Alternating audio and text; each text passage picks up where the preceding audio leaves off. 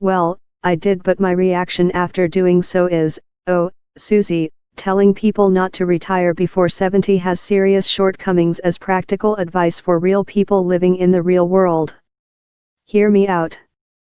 I'm totally on board when you alert people that their retirement stash may have to last into their 90s. And I agree 100% that by giving people more time to save and more time for their savings to grow, that working longer can enhance their retirement security. I've not only made those points many times myself, I've also gone on to outline specific strategies to reduce the risk of outliving one's savings and provide concrete examples of just how much a few extra years on the job can fatten one's nest egg. For example, it may be fine for someone who has a job he or she finds challenging, rewarding, and not too physically exhausting, like, say, doling out financial advice, to continue working full or part-time to 70 or beyond. Others have jobs they don't find particularly interesting or satisfying. They see work mainly as a way to earn enough money to enjoy life in their free time. They are looking forward to retirement. They don't want to stay on the job any longer than absolutely necessary. Besides, even if someone wants to stay employed beyond their 60s, they may not have much of a choice. You acknowledge as much when you note that 30% of the people surveyed by the Transamerica Center for Retirement Studies reported they retired earlier than expected because of health issues. But in fact, the chances that someone may be forced to retire sooner than they wish are probably even higher than that stat suggests. According to the Employee Benefit Research Institute's 2017 Retirement Confidence Survey, nearly half, 48%, of retirees leave the workforce earlier than planned, citing reasons ranging from health problems to downsizing at their company to having to care for a spouse or other family member.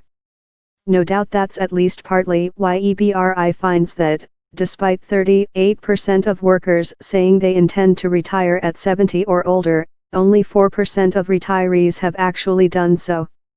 The bigger point, though, is that deciding when to retire isn't just about age. It's a decision that requires addressing a variety of questions. Some people, after weighing these issues, may decide it makes the most sense for them to exit the workforce before age 70, in some cases well before, and start enjoying retirement right away. Others may prefer to wait a few years to improve their shot at a secure retirement, even if that means sticking with a job they don't really like.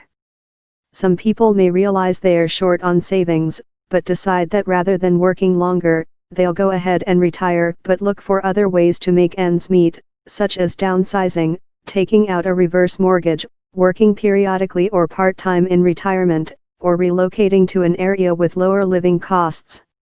Still, others may opt not to continue working even though retiring will mean having to live on a more restrictive budget.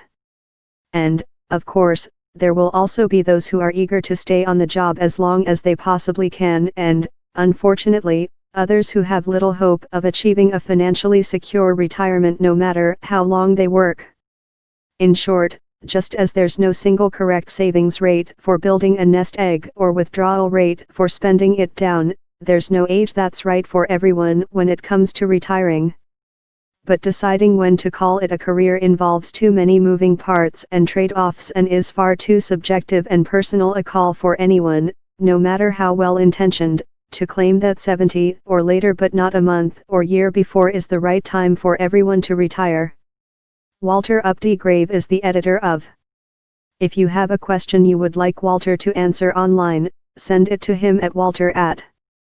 You can tweet Walter at @RealDealRetire. More from, The Best Ways to Save and Invest for Retirement on a Tight Budget.